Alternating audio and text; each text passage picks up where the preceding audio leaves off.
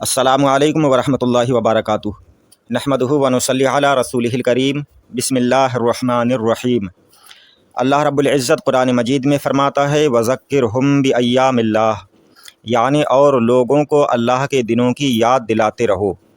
یوں تو ہر رات اور ہر دن اللہ تعالیٰ ہی کے ہیں، مگر پھر بھی بعض راتوں اور بعض دنوں کو خصوصیت کے ساتھ خداوند قدوس نے قرآن مجید میں ایام اللہ یعنی خدا کے دنوں کے نام سے یاد فرمایا ہے۔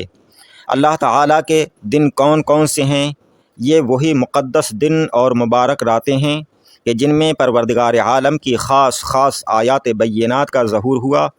اور اس کی شان بے پایاں کے بڑے بڑے عظیم المشان نشان ظاہر ہوئے، اور جن میں اہل علم بالخصوص اللہ والے بڑی بڑی عدیم المثال نعمتوں سے سرفراز اور لازوال دولتوں سے مالا مال ہوئے۔ ان دنوں اور راتوں کو بارگاہ ایزدی میں وہ عظمت و سرفرازی حاصل ہوئی کہ خلاق عالم نے ان کو اپنی نسبت بخشی اور ایام اللہ کا لقب دے کر ان کو خاص اپنا دن فرما دیا، چونکہ ان دنوں اور راتوں میں رحمت خداوندی کے بڑے بڑے جلوے نمودار ہوتے ہیں اور خدا کی شان جمال کی بڑی عجیب عجیب تجلیاں بندوں پر جلوہ فگن ہوتی ہیں۔ اس لیے یہ دن اور راتیں توبہ و استغفار کا انمول وقت، عقبہ کی کھیتی کا بہترین موسم اور تجارت آخرت کا خاص الخاص سیزن ہیں۔ جس طرح کھیتی کا ایک خاص موسم اور تجارت کا ایک مخصوص سیزن ہوتا ہے اور کسان اور تاجر اس کی تاک میں بیٹھے رہتے ہیں، اور جوں ہی وہ موسم اور سیزن آتا ہے کسان اور تاجر پر ایسی دھن سوار ہو جاتی ہے کہ وہ اپنے آرام و راحت کو ترجیح دیتے ہیں اور ایک ایک منٹ کو اپنا قیمتی سرمایہ سمجھ کر انتہائی محنت و مشقت کے ساتھ اپنی پوری قوت کو مصروف عمل کر دیتے ہیں، یہاں تک کہ کسان اپنے گھر کو غلوں کے ڈھیر اور تاجر اپنی تجوری کو نوٹوں کی گڈیوں سے بھر دیتا ہے۔ اسی طرح خوش نصیب مسلمان ان راتوں اور دنوں کا نہایت ذوق و شوق کے ساتھ انتظار کرتے ہیں، اور ان مبارک ساعتوں میں وہ اپنے تمام مشاغل سے منہ موڑ کر اور اپنے نرم نرم بستروں اور گرم گرم لحافوں کی میٹھی نیند کو لات مار کر عبادت خانوں کی طرف دوڑ پڑتے ہیں، اور عبادت گزاری، شب بیداری اور گریہ و زاری کر کے زراعت عقبہ و تجارت آخرت کی بے حساب کمائیوں سے بازار قیامت کی پونجی بن جاتے ہیں۔ انہی راتوں میں سے ایک رات جسے شب برات کہتے ہیں، اس کے تعلق سے ہم آج آپ کو چند باتیں بتانے والے ہیں۔ آپ حضرات نے اگر ہمارے چینل کو سبسکرائب نہیں کیا ہے تو آپ حضرات ہمارے چینل کو سبسکرائب کر دیں۔ شعبان کی 15ویں رات کا نام شب برات یعنی نجات کی رات ہے۔ اس بابرکت رات کے 4 نام ہیں۔ لیلۃ البراءہ نجات والی رات، دوسرا نام لیلۃ الرحمہ یعنی رحمت والی رات، لیلۃ المبارکہ برکت والی رات، لیلۃ الشک نجات کا چیک ملنے والی رات۔ قرآن مجید میں خداوند قدوس نے اس مبارک رات کا ذکر اس طرح فرمایا کہ اس رات میں اللہ تعالیٰ فرماتا ہے کہ اس رات میں ہمارے حکم سے ہر حکمت والا کام تقسیم کر دیا جاتا ہے، یعنی شب برات میں بندوں کی روزیاں، ان کی اموات و پیدائش، لڑائیاں، زلزلے، حادثات، غرض کے سال بھر میں ہونے والے تمام واقعات کے احکام الگ الگ تقسیم کر دیے جاتے ہیں، اور ہر کام کے فرشتوں کو ان کا کام سونپ دیا جاتا ہے جس کی وہ سال بھر تک تعمیل کرتے رہتے ہیں۔ ایک روایت میں ہے کہ اللہ کے رسول صلی اللہ علیہ وسلم نے 13ویں شعبان کو اللہ رب العزت کی بارگاہ میں اپنی امت کی شفاعت کی دعا کی تو 1/3 امت کی اللہ رب العزت نے بخشش شفاعت قبول فرمائی۔ پھر 14ویں شب میں اللہ کے رسول صلی اللہ علیہ وسلم نے اللہ کی بارگاہ میں اپنی امت کی بخشش کی دعا کی تو 2/3 امت کی بخشش ہو گئی۔ پھر 15ویں رات میں یعنی جو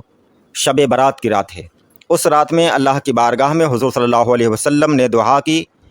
تو ان نافرمان بندوں کے سوا جو سرکش اونٹوں کی طرح اپنے رب سے منہ موڑ کر بھاگتے ہیں، ساری امت کے حق میں شفاعت قبول ہو گئی۔ حضور اقدس صلی اللہ علیہ وسلم نے فرمایا کہ اللہ تعالیٰ شعبان کی 15ویں رات میں آسمان دنیا پر تجلی فرماتا ہے اور قبیلہ بنی کلب کی تمام بکریوں کے بالوں کی تعداد سے بھی زیادہ بندوں کی مغفرت فرما دیتا ہے۔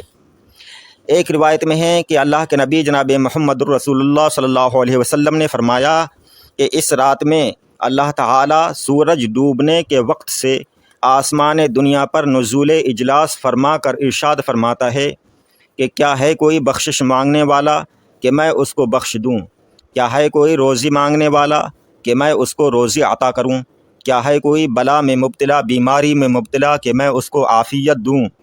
کیا ہے کوئی ایسا، کیا ہے کوئی ایسا۔ اسی قسم کی ندائیں ہوتی رہتی ہیں یہاں تک کہ فجر طلوع ہو جاتا ہے۔ ایک روایت میں ہے کہ اللہ کے رسول صلی اللہ علیہ وسلم نے فرمایا کہ اس رات میں اللہ تعالیٰ تمام مسلمانوں کو بخش دیتا ہے، مگر کچھ لوگ ایسے ہیں کہ جو اس رات میں بھی، اس بابرکت، اس فضیلت والی رات میں بھی نہیں بخشے جاتے۔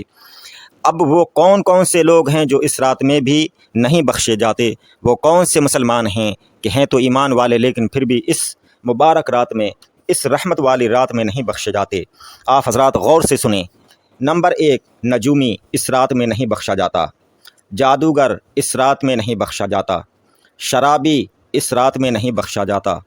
زناکار اس رات میں نہیں بخشا جاتا، ماں باپ کا نافرمان اس رات میں نہیں بخشا جاتا، سود کھانے والا اس رات میں نہیں بخشا جاتا، حقوق العباد میں گرفتار، مسلمانوں کے لوگوں کے حقوق ادا نہ کرنے والا، ان کے حق مارنے والا اس رات میں نہیں بخشا جاتا،